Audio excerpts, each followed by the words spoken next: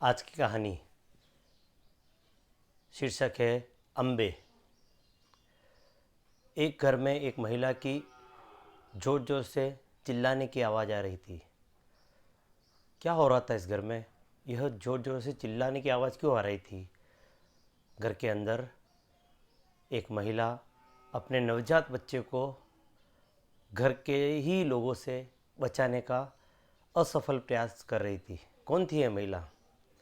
एक तरुण युवती, उम्र लगभग 23-24 साल रही होगी। बहुत जल्दी विवाह होने के कारण यह उसकी तीसरी संतान थी। पूर्व में 2 बेटियां उसके थी और यह तीसरी बेटी। पूर्व की 2 बेटियां भी संदिग्ध अवस्था में मृत हो गई और इस जो तीसरी जो ये बेटी थी, इस बेटी को भी घर वाले लेकर कहीं जाने की या उसके हाथ से खींच कर ले जाने की प्रयत्न कर रहे थे। घर में लक्ष्मी चाहिए की चाह नहीं थी। घर के अंदर घर का वंश बढ़ाने के लिए बेटा चाहिए। इसी जतन में, इसी कुकृत्य में परिवार के सभी जन लगे हुए थे। सासू जी ले लो, ससुर ले लो, पति, तीनों केवल इस प्रयत्न में कि तूने पुत्र क्यों नहीं जना। 2 पूर्व की जो संतानें थी वो भी संदिग्ध समाज कह रहा था, परंतु ईश्वर तो जानता था कि वो भी इन 3 दुष्टों के कारण ही इस दुनिया से गई। ये तीसरी जो संतान थी, इसको भी उसके हाथ से छीन रहे थे। महिला बेसुध, कभी पगलई, कभी चिल्लाई, इस तरह की हरकतें कर रही थी और उन तीनों के सामने हाथ जोड़कर विनती कर रही थी, इसको तो छोड़ दो, मेरे जीने का सहारा। परंतु उन्होंने उसकी एक ना सुनी और उस मासूम नवजात बच्ची को, जिसको पता भी नहीं था कि उसके साथ क्या होने वाला है, उस महिला के हाथ से छीनकर वहाँ से लेकर चले गए।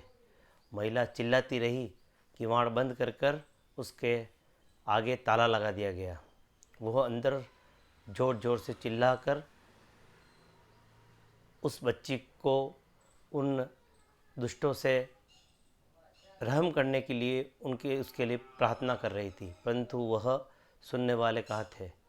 अपनी एक कार के अंदर तीनों जने बैठे उस नवजात बच्ची को लेकर और वहाँ से एक सुनसान इलाके की तरफ गए। वहाँ पर उन्होंने पहले सोचा कि किसी कुएं में फेंक दें, पर कुआं कहीं दिखा नहीं, तो उन्होंने सोचा कि पास में एक सड़क के नज़दीक एक खड्डे जैसा स्थान था।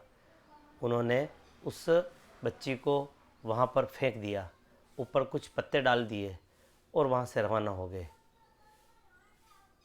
कितना बड़ा कलेजा रहा होगा। अपने ही खून, अपने ही बच्चे को तीनों ने दुष्टों ने वहाँ पर फेंक कर चले गए, केवल इस चाह में कि बच्चा चाहिए, बच्ची नहीं चाहिए। जबकि विज्ञान कहता है कि बच्चा या बच्ची के होने में सबसे बड़ा जो योगदान जो है वह पुरुष की वजह से ही होता है। महिला का इसमें कोई रोल नहीं है। अब उसको छोड़कर, उसको वहाँ फेंक कर वो तीनों खुश होते होते बला टली ये दिमाग में सोचते हुए वहाँ से वह अपने घर की ओर आए। घर पे आकर देखा तो बहू जो पहले चिल्ला रही थी, जो पहले चित्कार रही थी, जो विनती कर रही थी, वह चुप, सन्नाटा घर के। उन्होंने कहा क्या हुआ? सासू ने ससुर को कहा मर गई क्या? वो अंदर आवाज़ नहीं आ रही है। ताला खोला तो घर में सन्नाटा, घर में जैसे कोई नहीं हो। उन्होंने कहा कहाँ चले गई वो? जब देखा तो कमरे में ढूंढा, मिला नहीं, तो एक स्टोर था, स्टोर के अंदर छोटे छोटे बच्चों के खिलौने इत्यादि पड़े रहते थे। वह बहू खिलौनों के पास बैठी एक छोटी एक कृत्रिम एक गुड़िया, एक लड़की खिलौना के रूप में थी। उसको चद्दर में लपेटकर अपने सीने के ऊपर लगाकर उसको पुचकार रही थी, उसको माँ की लोरी सुना रही थी। बहू पगला गई थी। मानसिक प्रताड़ना व्यक्ति को इतना त्रस्त कर देती है कि व्यक्ति अपनी सुध-बुध खो बैठता है। यही इस बहू के साथ भी हुआ। जब उसकी 2-4 दिन में देखा कि उसकी हरकतें, उसका व्यवहार बिल्कुल एक अपना सब कुछ सुध-बुध भूल चुकी महिला जैसा हो गया है और वह पगले ही रहने लगी, तो उसको उन्होंने घर से निकाल दिया। घर से निकाल दिया और उसको कहा कि तू इस घर में रहने लायक नहीं है। उसको पता भी नहीं था कि घर कौन सा क्या है। वहाँ से उसको रवाना कर कर उसको वहाँ से उसके पियर फ़ोन करके वहाँ भेज दिया। इधर जो बच्ची को उन्होंने फेंका जानवरों को नोचने के लिए, खाने के लिए, जंगल के अंदर सियार, भेड़िए, कुत्ते को इत्यादि आएंगे और उसको खा लेंगे, परंतु जिसके जीवन में जीवन लिखा होता है उसको पशु भी इन पशुओं से कम घृणित हिंसक होंगे संभवतः, इसलिए उन्होंने उसके हाथ तक नहीं लगाया। उधर से सड़क से एक दंपति धीरे धीरे अपनी गाड़ी में बातचीत करते करते जा रहे थे। एक स्थान पर जैसे ईश्वर ने एक संकेत किया हो, उनकी गाड़ी को रोका उन्होंने। पति ने कहा मैं लघु शंका करके आता हूँ, तो लघु शंका के लिए सड़क के इस किनारे पे गए। जैसे ही वो उधर गए, इधर से इस महिला को जोर से रोने की आवाज़ आई। इस जंगल में कौन रो रहा है? इधर उधर देखा, कोई दिखा नहीं। पति को बुलाया जोर से, पति तुरंत दौड़ कर आया। क्या हुआ? किसी बच्चे की रोने की आवाज़ आ रही है। पति ने कहा तो पगला गई है, तेरे को हर जगह बच्चे बच्चे दिखते हैं, दिखे भी क्यों नहीं। वह महिला निसंतान दंपति थे, धार्मिक, व्यवहारिक, हर तरह से और अच्छे समृद्ध परिवार का यह कपल था और दर्शन करने ही किसी देवी के यहाँ जा रहा था। जैसे ही आवाज़ सुनी तो देखा नीचे सड़क के किनारे, तो वहाँ पर कुछ हलचल दिखी। मोबाइल की रोशनी से थोड़ा उजाला किया तो नीचे देखा कि एक बच्चे पत्तों की हलचल हो रही, कुछ हलचल हो रही है। नीचे जाकर उन्होंने पत्ते को हटाया तो आश्चर्यचकित रह गए।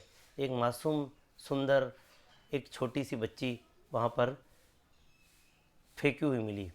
कितने दुष्ट लोग होंगे, इस बच्ची को यहाँ छोड़ दिया।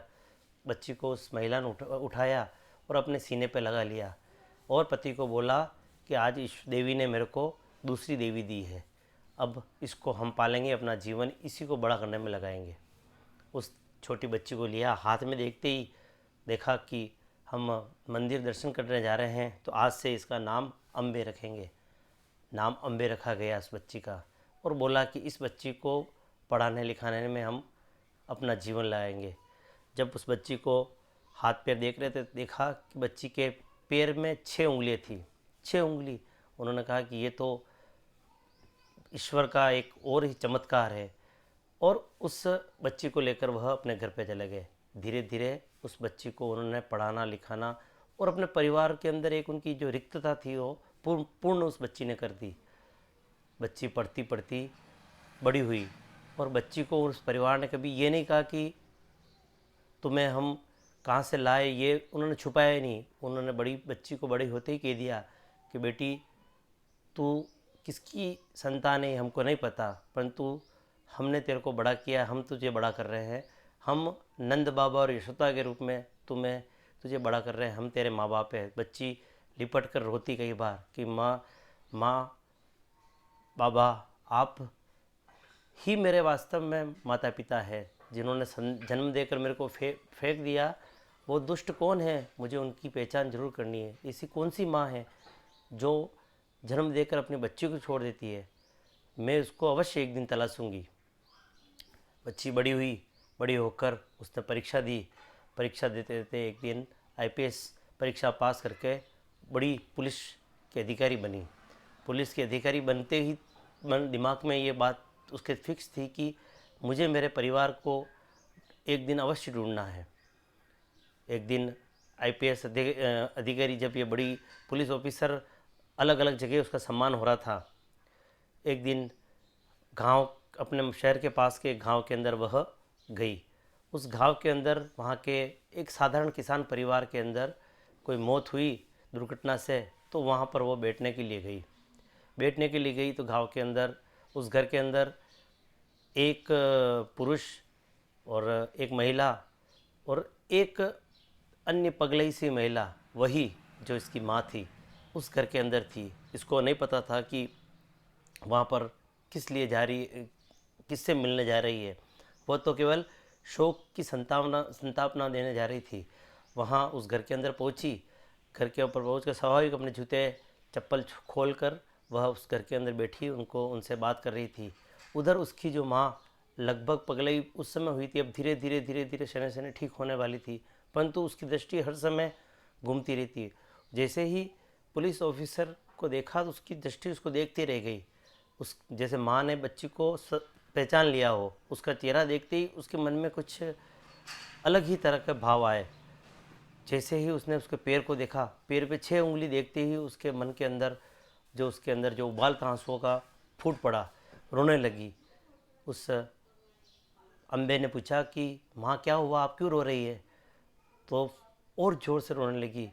तो उसके साथ में जो उसके मामा थे, उन्होंने बोला कि कुछ बात नहीं बेटी, यह बचपन में अपनी बेटी को खो चुकी है। जब भी तेरी उम्र की कोई बच्चों को देखती है, यह उसको अपनी बच्ची मान बैठती है। उसने पूछा कि ये घटना कब की है, क्या हुआ? तो मामा ने पूरी घटना बताई। घटना बताते ही जो सख्त पुलिस इंस्पेक्टर अम्बे, उसकी आंख से भी आंसू आने लगे और जाकर उस महिला के गले लिपट कर रोने लगी कि माँ, मैं ही तेरी बेटी हूँ। जैसे ही ये शब्द सुने, उस माँ की आंखों से जो आंसू की धारा बह रही थी, 1 सेकंड के लिए रुक गई और आंखें रोक कर उसको देखने लगी। उसने कहा कि मेरी बच्ची, मैंने पहचाना, तुझे देखते ही पहचान लिया कि मेरी बच्ची की 6 उंगली थी और चेहरा भी तेरा मुझे लग रहा है कि मेरे से मिलता जुलता चेहरा है। तो माँ, तूने मुझे फेंका क्यों? ऐसा क्या किया तूने? तो मामा ने फिर पूरी जानकारी दी कि किस तरह उसके दादा दादी और उसके पिता ने उसके साथ अत्याचार किया माँ के साथ। माँ पगला गई थी, लंबे समय तक पागल की अवस्था में गुड़िया लेकर घूमती रही। अम्बा ने कहा कि आज से मेरी 2 माँ हैं। एक मेरी घर पे नंद बाबा को, यशोदा जिन्होंने मेरे को बड़ा किया, आज देवकी माँ को भी मेरे घर पे ले जा रही हूँ। मामा को पूछकर अपनी माँ को तैयार करके घर पे लेगी। घर जाकर जैसे यशोदा माँ, नंद बाबा खुश होते हैं, वैसे खुश होकर देवकी को गले लगाया और तीनों अपनी गाड़ी में बैठकर उन दुष्टों को देखने के लिए पहुँचे। उस घर पे पहुँचे जहाँ पर उसके तथाकथित माँ, दादा दादी और उसका पिता रहता था। वहाँ पहुँचकर देखा दरुण अवस्था में दादा दादी दोनों बिस्तर पे लगभग मृत अवस्था में पड़े हुए थे। कमर से नीचे की कोई व्याधि दादा को हुई और पूरा शरीर लकवाग्रस्त। जो दादी थी वह भी बीमारी से ग्रसित होकर बिस्तर पर पड़ी थी। पिता शराब पीकर एक कमरे में पड़ा हुआ था और गालियाँ दे बक रहा था। जाकर जैसे घर में पुलिस वाले को देखा तो उसके पिता का सिट्टी पिट्टी गुम हो गई कि कोई किसी कृत्य के कारण मेरे को गिरफ्तार करने आया है क्या। उसने देखा और पुलिस वाले के सामने जो अफसर थी उसके सामने नमस्कार करके झुक कर कमर झुका कर खड़ा हो गया। पुलिस अफसर महिला जो अम्बे बेटी थी, उसने जाकर तीनों को जाकर बताया नमस्कार और फिर परिचय दिया कि मैं तुम्हारी वो ही बिन चाही बेटी हूँ जिनको तुमने मरने के लिए खड्डे में छोड़ दिया। आज वही बेटी किसी दूसरे जो घर है उस घर के का नाम समाज में बढ़ा रही है और समाज के अंदर एक प्रतिष्ठित स्थान प्राप्त करके अम्बे इंस्पेक्टर, अम्बे आईपीएस अधिकारी के रूप में पहचानी जाती है। तीनों शर्म से अपना आंखें नीचे गड़ा कर बैठे और बेटी को बोला कि आग गले लग जा, परंतु अम्बे ने कहा कि आपको ईश्वर सज़ा दे ही रहा है और मैं उस सज़ा को कम नहीं करना चाहती हूँ, और नमस्कार करके वहाँ से चली गई। बस इतनी सी कहानी है।